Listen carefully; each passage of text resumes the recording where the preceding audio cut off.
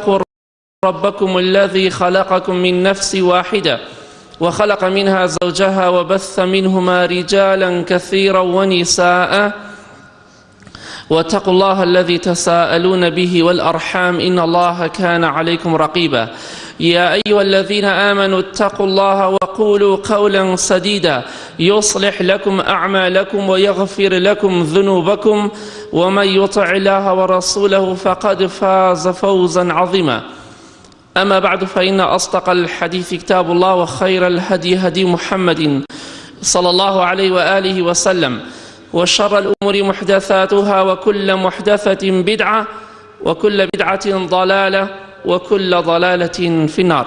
خۆشەویستان مسلمانانی بەڕێز و خۆشەویست، لە دوو تاری پێشوودا باسی ژیان و بەسەرهاتی یەکێک لە خۆشەویستانی خوامان کرد کە هود پیاغەمبەر عەلەیهی السەڵات وەسەلام نەسیحەت و ئامۆژگاری قەومەکەی خۆی کرد و باسی ئەوەشمان کرد قەومەکەیشی وەڵامی هەموو ئامۆژگاریەکانیان دایەوە بە نەخێر ووتیان ئەی هود پێغەمبەر صلى الله عليه وسلم ئەگەر ڕاستگۆی ئەگەر ڕاستەکەی تۆ پێغەمبەری خوای صلى الله عليه وسلم ئەگەر ڕاستەکەی خوا عەزابمان بۆ دەنێرێ بە عەزابی خوا بێت، بە عەزابی خوا بێت. قەومی لوط پێغەمبەریش سەلامی خوای لەسەر بێ بە هەمان شێوە داوای عەزابی خوایان کرد. ئەبوو جەهلیش دەیوت خوایگیان ئەگەر ئەم قورئانە حەق و ڕاستە لەلایەنی تۆ دابەزیوە خوایە بەردبارانمان کە عەزابێکی بە ئێش و ئازارمان بۆ بنێرە، نەیوت خوای هیدایەتمان بدە. ئێمەش زۆر جار ئاگامان لە خۆمان نییە، دەڵین ئەگەر وانێ خوابمان خاتە ناو جەهەنەمەوە، ناڵێن کاکە تۆ حەقی یا ناحەقی، با هەندێک شتەیەک لای کەرەوە، مادەم لە گوماندای لە ئیشەکەی خۆت داوای جەهەنەم بۆ خۆت مەکە. هەر کاتێک یەقینت هەبوو کە ئیشەکەت ڕاستە ئەو کاتە کێشە نییە، بەڵام شتێکت لەسەر بەرنامەیەکی لەسەر ڕێبازێکی لەسەر شتێکی 100% تەئکید نیت کە حەقی نابێت داوای عەزابی خوا بکەی چونکە تۆ ناحەقی. ئەوانیش وتیان ئەگەر هود پێغەمبەر سەلامی خوای لەسەر بێ ئەگەر ڕاستگۆی تۆ پێغەمبەری خوای سەلامی خوای لەسەر بێ دەی عەزابی خوامان با بۆ بێت. ئەو عەزابەی کە تۆ باسی دەکەیت و ئێمەی پێدەترسێنی با بێت. بێباچین چونکە قەومێکی زۆر بە قووەت بوون، زۆر شانازیان بە خۆیانەوە دەکرد. وأما عاد فاستكبروا في الأرض بغير الحق وقالوا من أشد منا قوة. خوای گەورە دەفەرمی ئەوان تەکەببوریان کرد بەسەر زەویا قەومی عاد، دەیانوت کێ هەیە لە ئێمە بە قووەتر و بەدەسەڵاتتر بێ و بەهێزتر بێت. عەزابی خۆیان بەدوور ئەزانی، بەڵام بابزانی خوای پەروەردگار چۆن باسی عەزابی خۆی دەکات کە بۆ ئەو قەومەی دەنێرێت داوای عەزابی خوا دەکەن. خوای گەورە لە قورئانی پیرۆزا دەفەرمێت فلما رأوه عارضا مستقبل أوديتهم قالوا هذا عارض ممطرنا. قومی عاد وشکە ساڵی ڕوویانی تێکردبوو بەهۆی تاوان و خراپە و سەرکەشی خۆیانەوە. ئەمجا خوای گەورە هەورێکی بۆیان نارد، هەورێکی ڕەش، هەورێکی ترسناکی بۆیان نارد. خوای گەورە دەفەرمێ کاتێک کە هەورەکەیان بینی قەومی عاد، هەورەکەیان بینی هەورێکی باراناوی دیارە هات ڕووی کردە شی و دۆڵەکان و بەرەو ئەوان هات. قالوا هذا عارض ممطرنا. مزگێنیان بە یەکتریدا، دڵی یەکتریان خۆش کرد، وتیان مزگێنی بێ ئەوە هەورێک هات بارانمان بۆ دەبارێنێت، هەورێک هات پڕە لە باران بۆ ئەوەی لە وشکە ساڵی و لە ناخۆشی و ناڕەحەتی ڕزگارمان بکات. بەڵام خوای گەورە دەفەرمێ بل هو ما استعجلتم به. ئەوە باران نییە، ئەوە هەورێک نییە بارانی تیابێت، بەڵکو ئەوەیە کە ئێوە داواتانە کرد. ئەتانوو ئەگەر هەیە سزای خوا بابێت ریح فيها عذاب ئەلیم، ئەوە بایەکی بە قووەت و بەهێزە، بەڵام سزایەکی زۆر سەختی تێدایە، سزایەکی بە ئێش و ئازاری تێدایە. تەماشایان کرد هەورێک هات، بەڵام ئەو هەورە هەوری باران نییە، هەوری ڕەحمەت و بەرەکەت نییە و باران ببارێنێت، بەڵکو عەزابی خوایە، عەزابی خوای تێدایە. ئینسانیشە بێ لە عەزابی خوا بترسێ، ڕۆژێکیان ئیمامی عومەری کوڕی عەبدولعەزیز ڕەحمەتی خوای لێ بێ گوێی لە دەنگی هەورە تریشقە بوو، دەستی کرد بە گریان، زۆر گریا. فەرموویان بۆوا دەگریت؟ فەرمووی ئەمە سەوت و دەنگی ڕەحمەتی خوایە، باران دەبارێنێ، چونکە باران لە قورئانی پیرۆزە بە ڕەحمەت و بە بەرەکەت ناوی هاتووە. ئەمە سەوتی ڕەحمەتی خوایە، بەرەکەتی خوایە، باران دەبارێ. ئەی دەبێت دەنگ و سەوتی غەزەبی خوا چۆن بێت؟ ئەمە سەوتی ڕەحمەتی خوایە، باران دەبارێنێ، ئەو هەورە تریشقە ئاوها دەناڵێنێت، ئەبێ سزای خوا چۆن بێت؟ ئەو دەنگی هەورش، ئەو بابە قووەتش کە بۆ قەومی عاد هەڵی کردووە، ئەبێت چۆن بوو بێ قووەت و دەسەڵاتەکەی خوای پەروەردگار کە بەسەر ئەواندا سەپانی و لە ناویانی برد، چونکە دەیانوت هیچ کەسێ لە ئێمە بە قووەتتر نییە. ریح فیها عذاب ئەلیم، باێکی بە قووەت و بەهێز، بەڵام عەزابێکی بە ئێش و ئازاری تێدایە. خوای گەورە باسی کردو بۆمان لە قورئانی پیرۆزا دەفەرمێ وەئەما عاد فەئوهلیکوا بریح صرصر عاتیە. خوای گەورە قەومی عاد کە قەومێکی بەدەسەڵات و بە قووەت و بەهێز بوون لە ناوی بردن، چونکە بە قسەی پێغەمبەرەکەی خۆیان نەکرد کە هود بوو عەلەیهی سەڵات وەسەلام، بەڵام بەچی لە ناویانی برد؟ قەومی لوط سەلامی خوای لەسەر بێ سەرۆژێر کران، بانیان بۆ خوار، خواریان بۆ بان، بەڵام قەومی عاد خوای پەروەردگار بە شتێکی تر سزایان دەدات. ئەویش ئەوەی خوای گەورە دەفەرمێ فەئوهلیکوا بریح، خوای پەروەردگار بە بایەک لە ناویانی برد، بەڵام سەرسەرین. سەرسەر واتە شەدیدەة باریدەة ذات الصەوت. زانایانی تەفسیر بۆ شێوەیە دەفەرمون ئەو بایەیە زۆر زۆر ساردە، زۆر زۆر بە قووەت و بەهێزە، و خاوەنی دەنگە، ئەو دەنگە ترسناکەی کە لە باد ڕوودەدات. واتە خوای پەروەردگار بایەکی بۆیان نارد، زۆر بە قووەت و بەهێز بوو، زۆر سارد و کاریگەر بوو بۆ ئەوەی ڕق بەرنەوە، بۆ ئەوەی عەزابی خۆیان بۆ مسۆگەر بێ. ئەمجا خاوەنی دەنگێک بوو، هەر بە دەنگەکەی ئەوانی دەهەژان، ترس و خەوفی دەخستە ناو دڵەکانیانەوە، چونکە عەزابی خوایە و داوایان کردووە ئەبێ بیچێژن. خوای گەورە دەفەرمێ صرصر عاتیە. عاتیە واتە فی غایەتی القووە، لەو پەڕی قووەتا بووە، لەو پەڕی بەهێزیە بووە، ئەو بایە کە خوای پەروەردگار دەینێرێت. خوای گەورە دەفەرمێ فەئەرسەلنا عەلەیهیم ریحا صرصرا فی ئەیام نەحیسات. لەوانەیە کەسێ پرسیار کات خوای گەورە چ جۆرە بایەکی بۆیان نارد؟ بایەکی بە قووەت و بەهێز، بەڵام فی ئەیام نەحیسات واتە متتابعات. ئەو بایەکە هات بۆیان بەردەوام بوو بەبێ بچڕان، واتە بایەک نەبوو سەعاتێک دوو سەعات هەڵبکا و دوایی بێدەنگ بێت، بەڵکو نەحیسات بوو، بەردەوام ئەو بایە سارد و بە قووەت و بەهێزەتە هات، خاوەنی دەنگێکی زۆر ترسناک بوو، بەڵام چەند ڕۆژ ئەم بایە خوای پەروەردگار مسەخەری کرد و زاڵی کرد بەسەریانە. خوای پەروەردگار دەیویست سزایان بدات، عەزابی خۆیان بچێژێ، ئەگینا خوای پەروەردگار ویستی لە هەر قەومێک بێ بە کون فەیەکون، بەس لە ناو بچن لە ناو دەچن، بەڵام خوای گەورە تەعزیبێکی نەفسی وەهایە نەدا.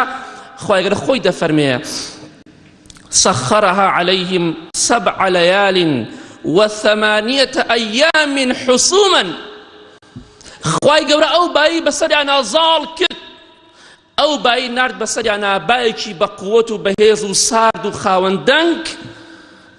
خوای گەورە دەفەرمێ حەوت شەو ئەو بایە بەبێ بچڕان هات لەگەڵ 8 ڕۆژە، 7 شەو لەگەڵ 8 ڕۆژە بەبێ بچڕان، چونکە حوسومەن بەبێ بچڕان، بەردەوام هات، نەحیساتە، بەردەوامە ئەو بایە، بچڕاندنی نییە. سبحان الله، قەومێک بایەکی وەها لیانی هەڵ کردووە، عەزابی خوایە، 7 شەو 8 ڕۆژ لەژێر تەعزیبی ئەو بایەدا دەبن. خوای گەورە دەفەرمێ فترى القوم فيها صرعى. ئەو قەومەت ئەبینی ئەی پێغەمبەری خوا صلی الله عليه وسلم، ئەگە تەماشات بکردایە ئەو قەومە بە قووەت و بەهێزە صرعى، هەمویان کەوتبوون و مردبوون، بەڵام چۆن مردنێک كأنهم أعجاز نخل خاوية، وەکو دار خورمایەک ناوەکەی بۆش بێ و کاتێکە دەکەوێت چۆن دەکەوێت، کاتێکە لە ناوە دەخورێت و ناوەکەی دەڕزێت، ئەو دار خورما بەهێز و بە قووەتە کە ناوی خورا و ڕزیە، کاتێکە دەکەوێت چۆن دەکەوێت ئەو قەومە و دارخورما هەمووی ببڕیتەوە و بکەوێ ئاوها کەوتبوون، هەموو جەنازە بوو کەوتبوو لەسەر زەوی، هەمووی عەزابی خوایە. كأنهم أعجاز نخل خاوية، وەکو دارخورمایەکی ناوپوچ و ڕزاو لە ناوەوە گەنیبێ و ڕزاو بێ و بۆش بوو بێ، ئاوها ئەو قەومە هەمویان کەوتبوون، جەنازەکانیان کەوتبوو. فهل ترى لهم من باقية؟ ئایا هیچ کەسێک ما لەو قەومەکە تۆ بیبینی؟ نەخێر، کەسیان نەما. خوای گەورە عەزابێکی ئاوای بۆیان نارد، داوای عەزابی خوایان کرد. 7 شەو 8 ڕۆژ عەزابێکی بە قووەت و بەهێز، بایەکی بە قووەت و بەهێز و سارد و زۆر ناڕەحەت و خاوەندەنگ خوای گەورە زاڵی کرد بەسەریانە، ناردی بەسەریانە بۆ ئەوەی عەزابی خوا بچێژن، بۆ ئەوەی عەزابی خوا بچێژن. لنذيقهم عذاب الخزي في الحياة الدنيا، بۆ ئەوەی عەزابی خوا لە دنیادا بچێژن بەسەر شۆڕی بەڕیسوایی. ولعذاب الآخرة أخزى وهم لا ينصرون. بەڵام خوا دەفەرمی عەزابی قیامەت سەر شۆڕکەرترە لە دنیا. لە دنیادا خوا سەریانی شۆڕ کرد لە ناویانی برد، بەڵام عەزابی قیامەت سەر شۆڕکەر و زەلیلترە بۆ ئەوان ئەگەر بە خۆیان بزانن. بەڵام کاتێ ئەمری خوا دێت، بایەکی بە قووەت و بەهێز و ساد ڕوویان تێدەکات، هەمویان جەنازەکانیان دەکەوێت، بهێنە بەرچاوی خۆت قەومێکی بە قووەت و بەهێز، هەمویان لەناو دەچن، چونکە عەزابی خوا هاتووە. با ئێمەش لە عەزابی خوا ئەمین نەبین. خوای گەورە خۆی دەفەرمێ ولما جاء أمرنا نجينا هودا والذين آمنوا معه برحمة منا ونجيناهم من عذاب غليظ. کاتی ئەمری خوا هات و بایەکە هەڵی کرد، خوای گەورە دەفەرمێ ئێمە هود پێغەمبەرمان سەلامی خوای لەسەر بێ ڕزگار کرد لەو عەزابەی خۆمان، و ئەو کەسانشی کە ئیماندار بوون لەگەڵ هود پێغەمبەر عەلەیهی سەڵاتو وەسەلام ڕزگاریان بوو بەهۆی ڕەحمەتی خواوە. بەڵام ئەو عەزابە ناڕەحەت و بەهێز و بە قووەتەی کە تووشی ئەوان بوو، خوای پەروەردگار پێغەمبەرەکەی پارا سەلامی خوای لەسەر بێ لەگەڵ ئیماندارانە تووشی ئەو ناڕەحەتیە نەبوون کە قەومەکەیان تووشیان بوو، کە خزم و کەسوکارەکەیان تووشیان بوو. خوا عەزابی ڕژاند بەسەریانە، سزای خۆی ڕژاند بەسەریانە. ئێمەش لە عەزابی خوا نابێت تەئمین بین. إن عذاب ربهم غير مأمون. خوای گەورە خۆی دەفەرمی عەزابی خوا جێگای متمانە و تەئمینی نییە. هیچ کەسێ نەڵێ من خوا عەزابم نادا. یەکێ لە بێباوەڕان هەبوو لە سەردەمی تابعینە، ئیمانی نەدەهێنا بە ئیسلام، واتە لە سەردەمی سەحابە و تابعینە، بەڵام پێغەمبەری خوای نەبینیوە صلی الله عليه وسلم، بۆیە دەڵێن سەردەمی تابعین. کاتێکە پێغەمبەری خوا صلی الله عليه وسلم وەفاتی کرد ئیمانی هێنا، وتیان باشە بۆ پێشتر ئیمانت نەدەهێنا هەتا پێغەمبەری خوا مابوو صلی الله عليه وسلم. وتی لەبەر ئەوە خوای گەورە دەفەرمێ وما كان الله ليعذبهم وأنت فيهم. خوای گەورە دەفەرمێ ئەی پێغەمبەری خوا صلی الله عليه وسلم من عەزابیان نادەم هەتا تۆ لە ناویان نەبیت، هەتا تۆ بمێنی تۆ ڕەحمەتی، من عەزابیان نادەم لە ناویان نادەم. کابراوتی کە پێغەمبەری خوا صلی الله عليه وسلم وەفاتی کرد، ئەمجا ترسام خوا عەزابمان بدات، عەزابی خوامان بەسەدا بڕژێ، ئێمەش با لە عەزابی خوا بترسین، چونکە پێغەمبەری خوا نەماوە صلی الله عليه وسلم. خوا با بە بۆم وەلەرزەیە، بە بایەکی بە قووەت و بەهێز بە تۆفان و بە لافاو لە ناومان نەبات، با تەقوای خوا بکەین و بگەڕێنەوە بۆ لای خوا پێش ئەوەی عەزابی خوامان بۆ حەڵاڵ کرێ و مسۆگەر کرێ. یا ڕەبی خوای لە گوناهەکانمان خۆش بی، لە گوناهی دایک و باوکمان خۆش بی.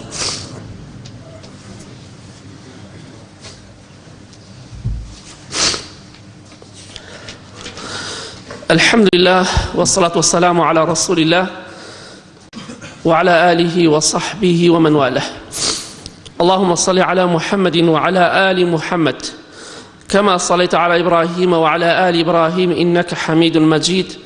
اللهم بارك على محمد وعلى آل محمد كما باركت على إبراهيم وعلى آل إبراهيم إنك حميد مجيد. خوای گەورە باسی ئەو بایەمان بۆ دەکات، ئەو غەزەبەی خۆی کە ڕژاندی بەسەر ئەو قەومە بێباوەڕەدا، دەفەرمێت تدمر كل شيء بأمر ربها، بأمر خوا هەموو شتێک کە خوا فەرمانی لەسەری بوو دەیڕوخاند. فأصبحوا لا يرى إلا مساكنهم، بەڵام کاتێ تەماشات دەکرد تەنها خانوەکانیان مابوو بپێوە.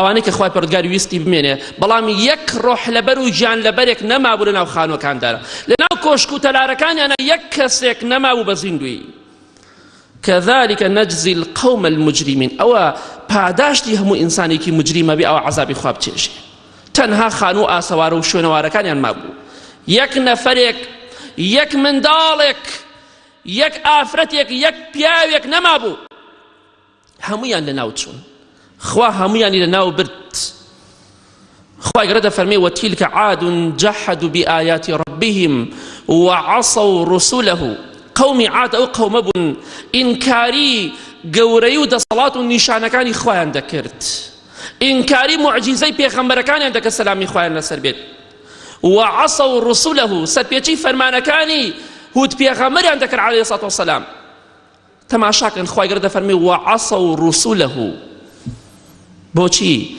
نافەرمێ تەنها مخالفەی هودیان کە سەلامی خوای لەسەر بێ ئەو کەسێک کە مخالفەی هود پێغەمبەری کردو عەلەیهی سەڵاتو وەسەلام خوای گەورە دەفەرمێ قەومی عاد ئینکاری هەموو پێغەمبەرانیان کرد سەلامی خوای لەسەر بێ دژایەتی هەموو پێغەمبەرانیان کرد سەرپێچی فەرمانی هەموو پێغەمبەرانیان کرد سەلامی خوای لەسەر بێت دژایەتی کردن و سەرپێچی کردنی فەرمانی پێغەمبەرێک لە پێغەمبەران سەلامی خوای لەسەر بێ سەرپێچی کردنی هەموو پێغەمبەرانە سەلامی خوای لەسەر بێت وعصوا رسله واتبعوا أمر كل جبار عنيد أوان قوم عاد بيد صلاة كان شويني دا صلاة دار كان كوتبون كظالم مستمكار بون إنكاري ديني خوايان دكر إنكاري بيغمبراتي هوديان دكر سلامي خواي لسر بيت وأتبع في هذه الدنيا لعنة هل دنيا دا لعنتي خوايان بو خوايان مسوغر كت دور كوتنا ولا الرحمي خوا لدنيا دا بنصيبيان بو ويوم القيامة لروجي قيامتي شابه مان شوا لعنتي خوان هرب دواوي لكل نابتوا قومي عاد چونك بقسي بيغمركي خوانك السلام خوان لسربيه كبيغمراني خوا سلام خوان لسربيه هميان حق راسبون وعصوا رسوله ما دام بقسي بيغمرك انا كدو سلام خوان لسربيه بقسي هميان نكردو لبرأوا لدنيا ولا قيامتها لعنتي خوان لقلداي لان جانابتوا ألا إن عادا كفروا ربهم ألا بعدا لعاد قوم هود خواه يقرد فهمي قوم عاد بباوريان در بري برامبر بخواه پرودگار دور بي للرحمة خواه قوم عاد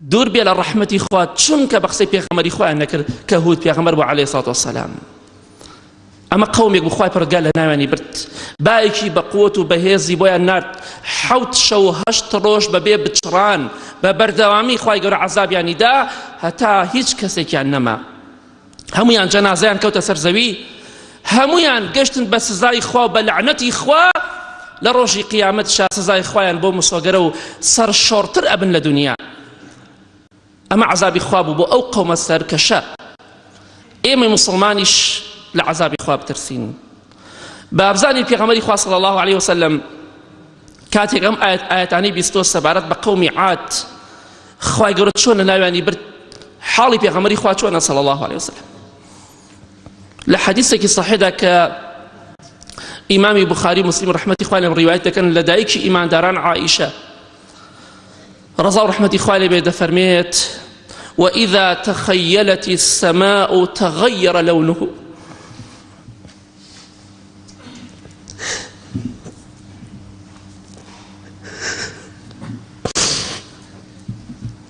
دايشي ما دران عائشة رضا رحمتي خوالي بدا فرمي كاتك هور دهات بو آسمان يكسر بيغمري خواه صلى الله عليه وسلم من رنگي تيكتشو دا مچاوي مباركي بيغمري خواه صلى الله عليه وسلم دا باشوكا ايما كاتك هوريكي رش أبينين ضلمان خوشها بلام خوش ويستي خواه صلى الله عليه وسلم رنگي تغير لونه رنگي تيكتشي دا باشوكي بدا مچاوي وديار بطاقة باشوكاوا خۆشەویستترین ئادەمی زال لەسەر زەویا صلی الله عليه وسلم ئەوە حاڵەکەی کاتێکە هەور ئەبینێ بە ئاسمانەوە هەورێکی تۆزی ڕەش یەکسەر ڕەنگی تێکەچێ وخرج ودخل وأقبل وأدبر دایکی ئیمانداران دەفەرمێ ڕەزا و ڕەحمەتی خوا لەبێ عائیشە نەک هەر ڕەنگی تێکەچوو پێغەمبەری خوا صلی الله عليه وسلم بەڵکو دەچوە ژوورەوە و دەهاتە دەرەوە دەڕۆیشت و دەهاتەوە ئەم سەر و ئەو سەری دەکرد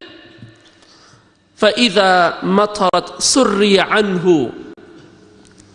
بەڵام کاتێک کە هەورەکە بارانی دەباراند یەکسەر پێغەمبەری خوا صلی الله علیه و سلم دەم و چاوی گەش ئەبوو، ڕووی خۆش ئەبوو، ئەو ناڕەحەتی و ناخۆشی و جوڵە جوڵەی نەئەمە، چونکە خوا عەزابی نەناردووە. فعرفت ذلك في وجهه. عائشة رضا و رحمەتی خوا لێ دەفەرمێت دەم و چاوی پێغەمبەری خوام دەبینی صلی الله علیه و سلم دەمزانی بێتاقەتە، ڕەنگی پەشۆکا و تێک چووە. ئەفەرمی پرسیارم لێ کرد فسألته، پرسیارم لێ کرد ئەی پێغەمبەری خوا صلی الله علیه و سلم کاتێک کە خەڵکی هەورێکیان بۆ دێت هەورێک دەبینن دڵیان خۆشە بێ ئەڵێن باران دەبارێ، بەڵام تۆ بە پێچەوانەی خەڵکیەوە کاتێک هەورێک ئەبینیت تۆزە ڕەنگی جیاوازە ڕەشە تاریکە یەکسەر دەم و چاوت تێک ئەچێ بە پێچەوانەی خەڵکیەوە، خەڵ دڵی خۆشە بەڵام تۆ ڕەنگت تێک ئەچێ، تۆ ئەم سەر و ئەو سەر دەکەی دەڕۆیتە ژوورە و دێتێ دەرەوە، دەڕۆیت و دێیتەوە. پێغەمبەری خوا صلی الله علیه و سلم وەڵامەکەی چییە؟ فەرمی فقال يا عائشة ما يؤمنني أن يكون فيه عذاب لعله يا عائشة كما قال قوم عاد فلما رأوه عارضا مستقبل أوديتهم قالوا هذا عارض ممطرنا. پێغەمبەری خۆشەویست صلی الله علیه و سلم فەرمی ئەی عائشە تۆ چی دەڵێی؟ ئەو تۆ چی دەڵێی؟ کێ من ئەمین ئەکاتەوە لە عەزابی خوا؟ کێ هەیە بتوانێت کەفالەتی من بکات، زەمانەتی من بکات کە ئەو عەزابی خوا نییە؟ عەزابی خوا جێگای متمانە نییە. ئەوە تا پێغەمبەری خوا صلی الله علیه و سلم بەو شێوەیە ترساوە لە عەزابی خوا. خۆشەویستی خوایە صلی الله علیه و سلم کێ من ئەمین ئەکاتەوە لە عەزابی خوا؟ کێ دەڵێ ئەمە عەزابی خوا نییە؟ ئەترسم ئەی عائشە ئەکاتی ئەو هەورە تاریک و ڕەشە دەبینم، ئەترسم ئەو هەورە بێ کە قەومی عاد وتیان باران دەبارێنە بەڵام باران نەبوو عەزابی خوا بوو. منیش ئالەوە دەترسم ئەو هەورە هەوری باران نەبێ هەوری عەزابی خوا بێت بەسەر ئێمەدا بڕژێ. ئێمەش بەڕاستی تاوان و گوناهمان زۆر کردووە، دەبا لە خوا بترسین. ئەو تا پێغەمبەری خوا صلی الله علیه و سلم ترساوە لەوەی هەورێک ئەو هەورەی کە دێت هەمان هەوری قەومی عاد بێت، هەمان سزایتیا بێت کە خوای پەروەردگار بەسەر ئەو قەومەدا ڕژاندی و سەپاندی. من و تۆ چیمان کردو بۆ قیامەت؟ هەتا لە خۆمان بای ببین چیمان کردو بۆ قیامەتی خۆمان؟ نوێژێکمان کردو خوا دەزانێت ئیخلاسمان تێدا یاتی ئەمانە نییە، لە خۆمان بایی نەبین. ئەو تا حاڵی پێغەمبەری خوا وایە صلی الله علیه و سلم. ئێمەش ئینشاڵڵا ئەوەی کە ئەمڕۆ باسمان کرد دەرز و عیبرەتی ئەوەی لێوەرگرین. هەر کەسێک بە قسەی پێغەمبەران نەکات سەلامی خوایان لەسەر بێ لە دنیا و لە قیامەتە بەشی سەرشۆڕی و زەلیلیە. چونکە پێغەمبەری خوا دەفەرمێت صلی الله علیه و سلم وجعل الذلة والصغار على من خالف أمري. سەرشۆڕی و زەلیلی بۆ ئەو کەسەیە کە سەرپێچی فەرمانەکانی من دەکات. کێ دەفەرمێت پێغەمبەری خوا صلی الله علیه و سلم؟ ئەم حەدیثە صحیح جامع صغیر داهاتوو. کەواتە سەربەرزی و سەرفرازی لە شوێنکەوتنی ڕێبازی پێغەمبەراندایە سەلامی خوایان لەسەر بێ. سەربەرزی و سەرفرازی لە شوێنکەوتنی ڕێبازی سەحابەکانی پێغەمبەری خوادایە صلی الله علیه و سلم. سەربەرزی و سەرفرازی لە شوێنکەوتنی ڕێبازی سەلەفی ساڵح و پێشینانی ئەم ئومەتەدایە. هەر کەسێکیش پێچەوانەی ڕێبازی سەحابە بکە، بە پێچەوانەی ڕێبازی سەحابە و دینداری خواپەرستی بکە، بە پێچەوانەی تابعین و عیبادەتی خوا بکە، ئەوانەی کە شوێنی سەحابە کەوتبوون بەڕاستی خوای گەورە بەشی ئەو ئینسانە بەست زەلیلی بۆ دادەنێت. ئەوەشی شوێنی ڕاستەقینەی قورئان و سونەت بکەوێ خوا لە دنیا و لە قیامەت سەری بەرزەکات. ئەوەتە ئەو قەومە کاتێک کە خوای پەروەردگار لە ناویانی برد خوای گەورە هود پێغەمبەری سەلامی خوای لەسەر بێ لەگەڵ ئیماندارەکانە ڕزگار کرد. چونکە خوای گەورە خۆی وعدی داوە إنا لننصر رسلنا والذين آمنوا في الحياة الدنيا ويوم يقوم الأشهاد. ئەو کەسەی ئیماندار بێ خوای گەورە لەگەڵ پێغەمبەرانە سەلامی خوایان لەسەر بێت ڕزگاری دەکا و سەربەرزی دەکا لە دنیا و لە قیامەتە. ئەگەر حەزمان لە سەربەرزیە، حەزمان لە سەرفرازیە، با بگەڕێنەوە بۆ لای خوا، با بگەڕێنەوە بۆ لای دینەکەی خوا، دینەکەی خوا تەطبیق بکەین، با عەزابی خوامان بەسەرا نەڕژێ، با وەکو قەومی عاد بە کردەوەکانمان داوای عەزابی خوا نەکەین. لە خوا بترسین، خۆمان لە حەرام پارێزین، خۆمان لە ناشرعی پارێزین، خێزانەکان و کچەکانمان با پۆشتە بێ، با تەقوای خوا بکەن، با خۆشمان تەقوای خوا بکەین. وەڵڵاهی ئەگەر پیاوەکان تەقوای خوا بکەن و لە خوا بترسن، لەو باوەڕەدام 90 ژنەکان لە خوا ئەترسن. بەڵام کە پیاوەکان خراپ بووین، ئێمە خراپ بووین، خەڵکیش خراپ دەبێت، ماڵ و منداڵیشمان خراپ دەبێت. بۆیە کاتێک ئیمامی مالیکی کوڕی دینار ڕەحمەتی خوا لێ بێ، زانای تابعین، کاتێکە پیاوێک دەبینین نوێژ دەکات، بەڵام نوێژێکی زۆر پەلە و لە کۆڵکەرەوە، فەرمی وەڵڵاهی بەزەین بە ماڵ و منداڵی ئەم ئینسانەدا دێتەوە. ئێوەتیان ڕەحمەتی خوای لێ بێ، ئەم پیاوە خۆی نوێژەکانی بە مەزبوطی ناکاو لە کۆڵی دەکاتەوە، بەڵام بۆ ماڵ و منداڵی بەزەید پێیا دێتەوە. فەرمی ئینەه کەبیرهم ومنه یەتەعەلەمون. ئەمە گەورەی ماڵەکە ئالەمەوە فێرشتە بن، ئەمە گەورەی ماڵێک بێ و دەمسپی ماڵێک بێ، ئەو مناڵانە بەزەین پیانە دێت، چونکە ئەو مناڵانە بەختەوەر نابن، ئەو حاڵی باوکیان لە نوێژەکانی بەتاڵە. ئەمە گەورەیان بێ و ئەمە ڕێنیشان دەریان بێ، وەڵڵاهی شایستەی ئەوەی کە بەزەی بۆ ماڵ و مناڵەکەی بێتەوە، ئەوە خۆی ڕۆشت. ئەگە خوا هیدایەتی نەدا، ئێمەش وەڵڵاهی زۆر بەمان شایستەی ئەوەین کە خەڵکی بەزەی بە خۆمان و ماڵ و منداڵیشمانە بێتەوە. عەزابی خوا زۆرە، لە عەزابی خوا تەئمین مەبن. ئەو پێغەمبەری خوایە صلی الله علیه وسلم ترساوە لە عەزابی خوا، من و تۆ چین برای شیرینم، حتى لە عەزابی خوا نەترسین. اللهم اغفر للمؤمنين والمؤمنات والمسلمين والمسلمات الأحياء منهم والأموات من أهل السنة والجمعة والجماعات. يا ربي خوايا شفاء نخوشكان من بدي، يا ربي خوايا إيمان وتقوى من زيادكي، يا ربي خوايا ترس وخوفي خود بخيتنا وضلا كان مانوا، يا ربي خوايا بخاتي عظمة وقوري خود بهوي تاوان وخرابة كان مانوا، خوايا عذاب من بسر نرجيني، يا ربي خوايا الرحمة ومهرباني خود برجينا بسر من دا، يا ربي خوايا لدواء مردن من لقور وشار وقبر وناخوشكاني قبر رزقار منك، يا ربي خوايا العذاب خود من باريزا، خوايا جان أو مسلماناني كيشو مشكلان يا ربي خوايا بويان حلكي بويان آسانكي، يا ربي خوايا أو مسلماناني من ضال يعني من ضال كان يعني من ضالي باش يعني بيبدي أو أنشي من ضال يعني من ضال كان يعني صالح كي، يا ربي خوايا بخاتي عظمة وقوري خوت هي مني وآرامي ولاتا كمان بباريزي، خوايا جان سرما لنشويني بهوي خرابو تاواني خمانوا. آمين آمين آمين. أقول قولي هذا واستغفر الله لي ولكم واستغفروه إنه هو الغفور الرحيم.